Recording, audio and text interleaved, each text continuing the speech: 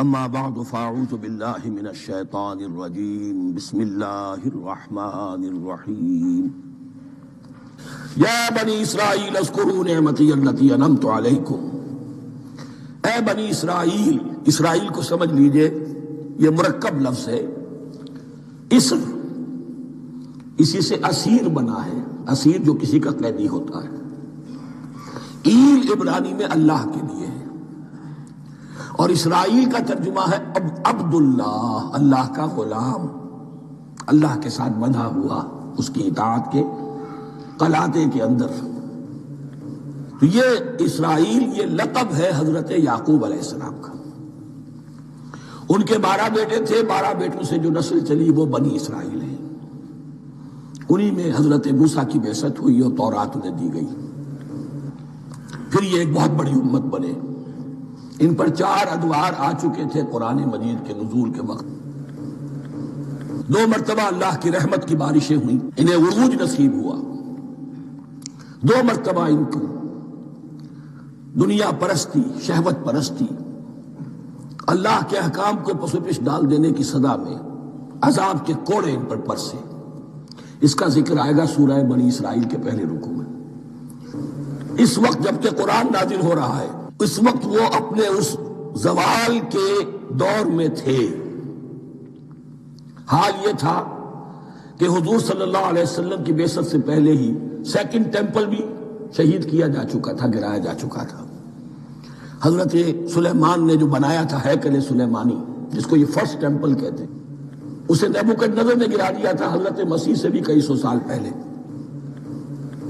لیکن اس کے بعد پھر یہ رومنز نے سن 70 عیسوی میں حضور کی ولادت سے 500 برس پہلے ان کا یہ یروشلم تباہ و برباد ہوا، اس میں لوگوں کو قتل کیا گیا، قتل عام ہوا، اور 2nd ٹیمپل جو ہے وہ بھی گرا دیا گیا، جو اب تک گرا پڑا ہوا ہے۔ صرف ایک ویلنگ وال ہے جس کے پاس جا کر یہودی جو ہے ماتم کر لیتے ہیں، روتے ہیں، اور اب وہ بنانے پر تلے ہوئے ہیں اپنا 3rd ٹیمپل، اس کے نقشے بن چکے ہیں، بلو پرنٹ بن چکے ہیں۔ لیکن بہرحال جس وقت قرآن نازل ہو رہا تھا یہ بہت ہی پستی میں تھے۔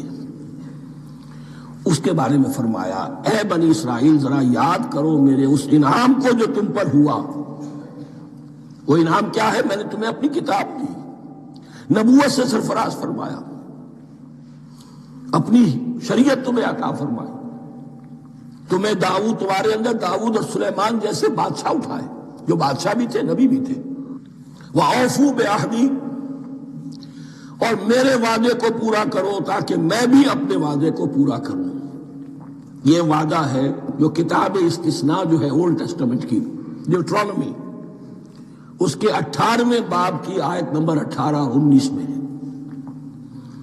حضرت موسیٰ سے خطاب کر کے اس میں اللہ نے یہ الفاظ فرمائے، میں ان کے بھائیوں میں سے تیرے مانند ایک نبی برپا کروں گا اور اس کے منہ میں اپنا کلام ڈالوں گا، اور وہ وہی کچھ بتائے گا جو میں اس سے کہوں گا۔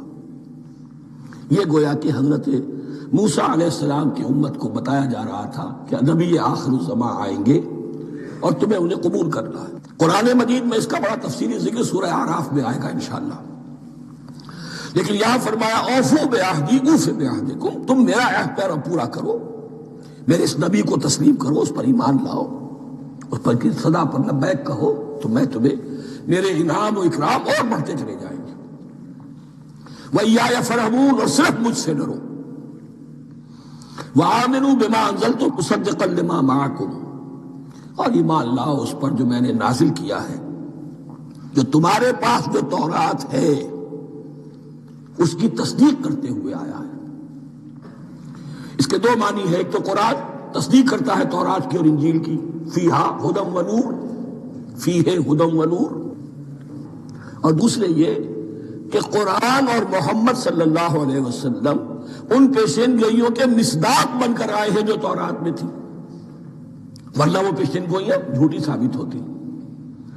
ان کے مصداق کون ہے؟ قرآن اور محمد صلی اللہ علیہ وسلم۔ یہ دونوں معنی اس کے ہیں۔ وَآمِنُوا بِمَا أَنزَلْتُ مُصَدِّقًا لِمَا مَعَكُمْ وَلَا تَكُونُوا أَوَّلَ كَافِرٍ بِهِ، اور دیکھو تم ہی سب سے پہلے ان کا کفر کرنے والے نہ بن جاؤ۔ تمہیں تو سب کچھ معلوم تھا، تم تو منتظر تھے، تم تو آخری نبی کے انتظار میں تھے اور ان کے حوالے سے دعائیں کیا کرتے تھے کہ اللہ اس نبی آخر الزمان کے واسطے سے ہماری مدد فرما اور کافروں کے مقابلے میں ہمیں فتح عطا فرما۔ یہ آئے گا آگے چل کر اسی سورہ بقرہ کے اندر۔ لیکن اب تم ہی سب سے بڑھ کر کافر ہو گئے، تم ہی سب سے بڑھ کر دشمن ہو گئے۔ وَلَا تَكُونُوا أَوَّلَ كَافِرٍ بِهِ وَلَا تَشْتَرُوا بِآيَاتِي ثَمَنًا قَلِيلًا، اور دیکھو میری ان آیات کے عوض حقیر سی قیمت قبول نہ کرو۔ یہ آیات الہیہ ہیں، ان کو رد کر رہے ہو، کس لیے؟ ہماری مسندیں، ہماری حیثیت، ہماری چودراہٹیں، کہیں ان پر کوئی آنچ نہ آ جائے۔ حقیر سی چیزیں، یہ صرف اس دنیا کا سامان ہے، اس کے سوا کچھ نہیں۔ وَلَا تَشْتَرُوا بِآيَاتِي ثَمَنًا قَلِيلًا وَإِيَّايَ فَاتَّقُونِ، اور صرف مجھ سے تقوی اختیار کرو، میرا تقوی اختیار کرو۔ وَلَا تَلْبِسُوا الْحَقَّ بِالْبَاطِلِ وَتَكْتُمُوا الْحَقَّ وَأَنْتُمْ تَعْلَمُونَ، اور نہ گڈمڈ کرو حق کے ساتھ باطل کو، اور مت چھپاؤ حق کو، ذرا حالے کہ تم جانتے ہو۔ یہ بات اچھی طرح نوٹ کرنی ہے، جانتے بوجھتے کرنا، ایک ہے مغالطے میں کرنا، وہ ضلالت ہے، گمراہی ہے۔ ایک جان بوجھ کر کرنا، حق کو پہچان کر اسے رد کرنا، یہ پھر اللہ تعالیٰ کے غضب کو دعوت دینا ہے۔ wrath of اللہ، اس کی غضب کو دعوت دینا ہے کہ حق کو پہچان کر اس کی نفی کی جائے۔ وَأَنْتُمْ تَعْلَمُونَ، علماء یہود، قرآن مجید میں آگے چل کر آئے گا، ایسے پہچانتے تھے محمد کو اور قرآن کو جیسے اپنے بیٹوں کو، یعرفونہ کما یعرفون ابناہم، ایسے پہچانتے ہیں جیسے اپنے بیٹوں۔ وَأَقِیمُوا الصَّلَاةَ وَآتُوا الزَّکَاةَ، دیکھو نماز قائم کرو، زکوٰۃ ادا کرو۔ وَارْکَعُوا مَعَ الرَّاکِعِینَ، اور جھکنے والوں کے ساتھ جھکو۔ یہ اول تو رکوع کو انہوں نے اپنے ہاں سے خارج کر دیا تھا، ثانیاً باجماعت نماز ان کے ہاں ختم ہو گئی تھی۔ وَارْکَعُوا مَعَ الرَّاکِعِینَ، جماعت باجماعت نماز کی طرف اشارہ ہے۔ أَتَأْمُرُونَ النَّاسَ بِالْبِرِّ وَتَنْسَوْنَ أَنفُسَكُمْ، کیا تم لوگوں کو نیکی کا حکم دیتے ہو، تقوی کی، پارسائی کی تعلیم دیتے ہو؟ میں کہہ رہا ہوں نا کہ اصل میں مخاطب کون ہے؟ علماء یہود۔ اس آیت سے ثابت ہو گیا عالم ہمارا بھی جب بھی کھڑا ہوگا اونچے سے اونچا آواز کہے گا، اعلیٰ سے اعلیٰ بات کہے گا۔ اکثر و بیشتر کا حال یہ ہے کہ ان کا اپنا کردار دیکھیے تو کوئی مناسبت ہی نہیں اس سے کہ جو وہ بات کہہ رہا ہے، جو لوگوں کو دعوت دے رہا ہے اس پر خود عمل نہیں۔ تو یہی در حقیقت علماء یہود کا کردار بن چکا تھا۔ أَتَأْمُرُونَ النَّاسَ بِالْبِرِّ وَتَنْسَوْنَ أَنفُسَكُمْ، کیا تم لوگوں کو نیکی کا حکم دیتے ہو اور خود اپنے آپ کو بھول جاتے ہو؟ وَأَنْتُمْ تَتْلُونَ الْكِتَابَ، اور یہ سب کچھ تم کر رہے ہو اس حال میں کہ کتاب پڑھتے بھی ہو، تورات پڑھتے ہو، صاحب تورات ہو۔ ہمارے بھی بہت سے علماء کا، علماء سو جنہیں ہم کہتے ہیں، حال یہ ہو چکا ہے، خود بدلتے نہیں قرآن کو بدل دیتے ہیں۔ ہوئے کس درجہ فقیہان حکم بے توفیق۔ جو صورتحال ہے صرف قرآن کا متن بچا ہوا ہے، اس کے مفہوم میں، اس کی تفسیر میں، اس کے ترجمے میں تو تحریفیں موجود ہیں، بڑی بڑی تحریفیں موجود ہیں، متن بچا ہوا ہے۔ وہ اس لیے کہ اللہ تعالیٰ نے اس کی حفاظت کا ذمہ لیا ہے۔ وَاسْتَعِینُوا بِالصَّبْرِ وَالصَّلَاةِ، اور مدد حاصل کرو دو چیزوں سے، صبر اور نماز۔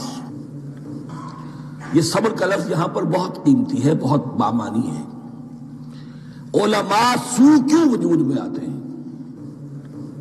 جب وہ دنیا کے کتے بن جائیں گے تو دین کو بدنام کرنے والے ہوں گے۔ بظاہر دینی مناسب ہیں لیکن اصل میں ان کے پردے میں دنیا داری کی جا رہی ہے، صبر نہیں۔ بس صبر کے ساتھ اور نماز کے ساتھ، اس لیے کہ آپ صحیح راستے پر آئیں گے۔ اگر کوئی عالم دین لوگوں پر تنقید کرے گا، لولا ینہاہم الربانیون والاحبار، کیوں نہیں روکتے ان کے علماء اور ان کے اولیاء اور صوفیاء ان کو حرام کھانے سے اور جھوٹ بولنے سے؟ اگر کوئی شخص روکے گا اس کو پھر نذرانے تو نہیں ملیں گے، اس کی خدمتیں تو نہیں ہوں گی۔ اگر تو دنیا میں صبر اختیار کرنا ہے تب تو آپ حق بات کہہ سکتے ہیں، اور اگر دنیاوی ایمبیشنز ہیں تو پھر آپ کو کہیں نہ کہیں کمپرومائز کرنا پڑے گا. وَاسْتَعِينُوا بِالصَّبْرِ وَالصَّلَاةِ، صبر اور نماز. وَإِنَّهَا لَكَبِيرَةٌ، اور یقیناً یہ بہت بھاری شے ہے، بہت بھاری شے ہے.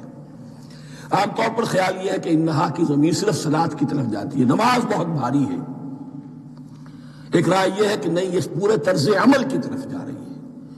یہ طرز عمل کہ خود صبر کرو، اس دنیا میں صبر کرو، دنیا اور دنیا کے متعلقات میں کم سے کم پر قانع ہو جاؤ، اور حق کا بول بالا کرنے کے لیے میدان میں آ جاؤ. یہ طرز عمل. اور اس میں پھر نماز، الصلاۃ عماد الدین.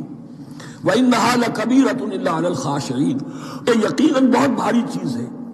یہ روش، یہ رویہ بھی بہت بھاری اور نماز بھی بہت بھاری ہے. سوائے ان خشوع رکھنے والوں کے، ڈرنے والوں کے، جن کے دل جھک گئے ہیں اللہ کے سامنے.